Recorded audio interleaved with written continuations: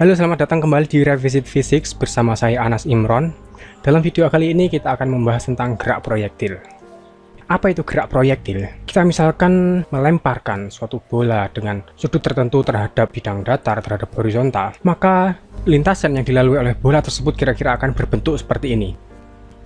Ya, dia akan terus naik sampai suatu saat ketika mencapai titik puncaknya atau titik tertingginya, lalu akan turun kembali dan mendarat. Bagaimana kalau kita misalkan melempar itu langsung lurus gini, lurus, misalkan dari sinilah, dengan ketinggian badan kita melempar lurus gini, itu juga kira-kira akan didapat lintasan seperti ini. Pasti akan turun juga, tidak mungkin itu akan selamanya sampai ke sana terus lurus terus gitu, tidak mungkin. Kenapa bisa seperti itu? Mari kita bahas vektor-vektor yang mempengaruhi gerak proyektil tersebut. Jadi misalkan suatu benda atau suatu partikel bergerak dengan kecepatan awal v0, dan v0 ini pada komponen sumbu X itu besarnya adalah v0 X, dan komponennya pada sumbu Y itu adalah v0 Y. v0 membentuk sudut theta terhadap sumbu horizontal atau sumbu X. Di sini akan berlaku pada komponen sumbu X dia mengalami kecepatan konstan, dan pada komponen sumbu Y mengalami percepatan konstan, atau secara matematis dituliskan AX sama dengan 0 karena tidak ada percepatannya, kecepatannya konstan. Lalu kenapa pada komponen sumbu Y memiliki percepatan yang nilainya adalah delta G?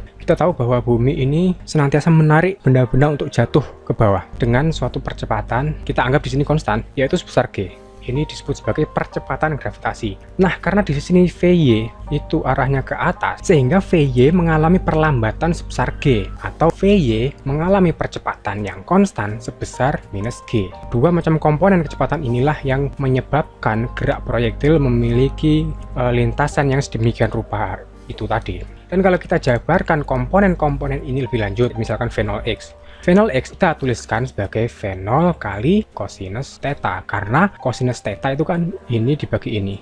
Begitu juga dengan v0y, itu adalah v0 kali sinus theta. Kemudian kita pelajari di gerak satu dimensi kemarin, bahwa karena gerak pada sumbu X itu kecepatannya konstan, maka Vx itu ya nilainya selalu sama dengan v0x. Mau Vx di sini, mau Vx di sini, sampai di akan mendarat itu selalu akan v0x. Berbeda dengan komponen pada sumbu Y, Vy itu nilainya berubah seiring dengan waktu. Itu ini yang sudah kita pelajari yaitu Vy dituliskan sebagai v0y minus gt. Begitu juga dengan delta x, karena Vx itu konstan yaitu nilai v0x, maka delta x adalah v0x dikalikan t. Dan untuk delta y itu juga mengikuti gerak dengan percepatan konstan bersamaan delta y-nya, yaitu v0yt minus setengah gt kuadrat. Untuk memahami ini lebih lanjut, kita coba kerjakan sebuah contoh soal. Sebuah bola dilemparkan dengan kecepatan awal 10 meter per sekon. Kecepatan awal itu adalah v0 yang besarnya 10 meter per sekon, dengan membentuk sudut 37 derajat terhadap horizontal. Oke, berarti theta-nya adalah 37 derajat. Berapa lama bola berada di udara dan jarak horizontal yang ditempuhnya? Oke, dan diketahui G-nya sebesar itu 9,8 meter per sekon kuadrat. Kita jabarkan dulu v0x dan v0y. v0x itu adalah v0 10 kali cosinus 37 derajat itu adalah 0,8. Jadi v0x kira-kira adalah 8 meter per sekon. Dan v0y adalah v0 kali sinus theta, yaitu 10 kali sinus 37 derajat itu adalah 6 meter per sekon, karena sinus 37 itu adalah 0,6 kira-kira. Berapa lama bola berada di udara?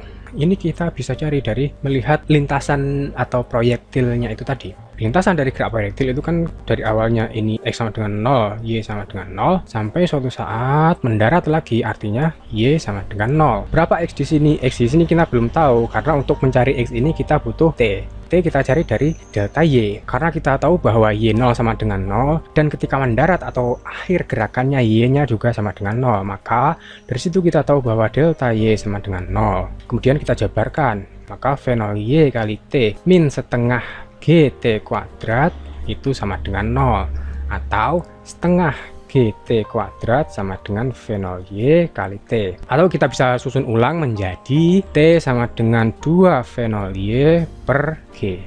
v0y itu adalah 6 meter per sekon, per G-nya adalah 9,8 meter per sekon kuadrat, sehingga T adalah 1,22 sekon. Ya, waktu yang dibutuhkan untuk menempuh perjalanan ini, atau waktu selama berada di udara. Nah, dengan T yang kita dapat, kita bisa mencari delta X-nya. Berapakah delta X? Itu ternyata adalah v0x kali T. v0x adalah 8 dikalikan dengan 1,22, hasilnya adalah 9,76 meter. Hasil dari jarak horizontal yang ditempuh ini disebut juga sebagai jangkauan atau range ya. Bisa dilambangkan R, bisa juga dilambangkan sebagai X-max ya, atau perpindahan maksimum pada sumbu X. Tergantung dari buku atau literatur yang kita gunakan bisa bermacam-macam, tapi intinya sama.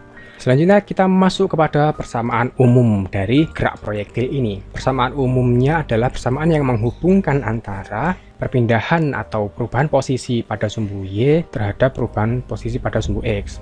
Lintasan dari gerak proyektil ini membentuk suatu kurva, dan kurva ini disebut juga sebagai kurva parabola. Kurva parabola itu secara matematis merupakan grafik fungsi dari persamaan kuadrat yang bentuk umumnya kira-kira adalah seperti ini. Y sama dengan AX kuadrat plus BX plus C. Dan hubungan inilah yang kita akan coba cari. Kita bisa mencarinya dari hubungan ini tadi, delta X dan delta Y-nya. Karena gerakan bermula dari titik 0,0 atau Y sama dengan 0, X sama dengan 0, maka delta X itu kan X min X0 yaitu V0 XT. Karena X0 nya sendiri adalah 0, maka ini bisa dituliskan X sama dengan V0 X kali T. Dari sini kemudian kita bisa nyatakan T sama dengan X per V0 X.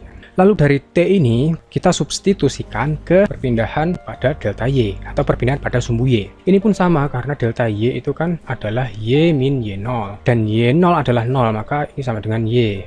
Itu adalah ini V0 Y kali T. T-nya adalah X per V0 X dikurangi setengah kali G X per V0 X dikuadratkan. Maka Y itu adalah V0 Y per V0 X kali X minus setengah kali G per V0 X kuadrat kali X kuadrat. Ini merupakan bentuk umum atau persamaan umum dari gerak proyektil ya, seperti ini. Dan kita tahu bahwa V0 Y dan V0 X memiliki hubungan trigonometris. Tadi kita lihat seperti ini. Jika ini adalah V0, di sini adalah V0 X, dan di sini adalah V0 Y. Dan di sini tadi adalah sudut theta. Maka dari hubungan vektor-vektor ini, dari segitiga ini kita bisa dapati bahwa V0 Y per V0 X itu adalah tangen theta. Jadi bentuk umum atau persamaan umum dari gerak proyektil ini kita bisa tuliskan sebagai tangen theta kali X minus setengah G per V0 X kuadrat kali X kuadrat ya, itu adalah Y.